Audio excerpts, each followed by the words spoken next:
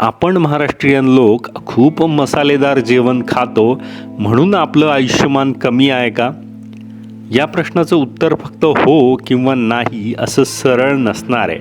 ते खोल आहे, त्याची उत्तरं संशोधनात आहेत आणि आपल्या चवीनं भरलेल्या थाळीत देखील.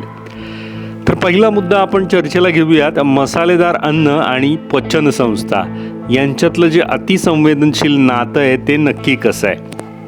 मंडळी, आपण मराठी लोकांच्या स्वयंपाकघरात डोकवलं तर आपल्या जेवणाची खरी ओळख म्हणजे झणझणीत रस्से, गरम मसाल्याच्या भाज्या, तिखट पिठलं, म्हणजे त्याच्यावरती तेलचं तवंग असलेलं पिठलं, लसणाचा, मिरचीचा, तांबड्या मिरचीचा ठेचा आणि विविध प्रकारची लोणची.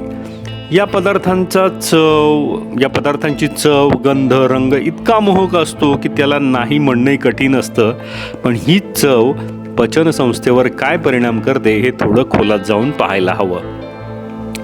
जर्नल ऑफ गॅस्ट्रोएंटरोलॉजीमध्ये प्रकाशित एका संशोधनात स्पष्ट केलं गेलं आहे की कॅप्सिशियन म्हणजे मिरचीत आढळणारं रसायन जरी अल्प प्रमाणात उपयोगी असला तरी त्याचं दीर्घकाळ अधिक सेवन केल्यास गॅस्ट्रिक म्युकसचा थर नष्ट होतो, ज्यामुळे आंबटपणा, छातीत जळजळ, गॅस, अपचन आणि अल्सर होण्याचा धोका वाढतो.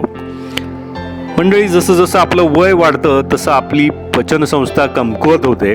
पचनासाठी लागणाऱ्या पाचक रसांचे म्हणजे डायजेस्टिव्ह एन्झाईम्सचं उत्पादन कमी होतं. आतड्यामध्ये संकोचन क्रिया मंदावते. अशा वेळी अति तिखट, अति तेलकट किंवा जळजळीत असे पदार्थ खाल्ल्यास शरीर त्यावर योग्य प्रक्रियाच करू शकते.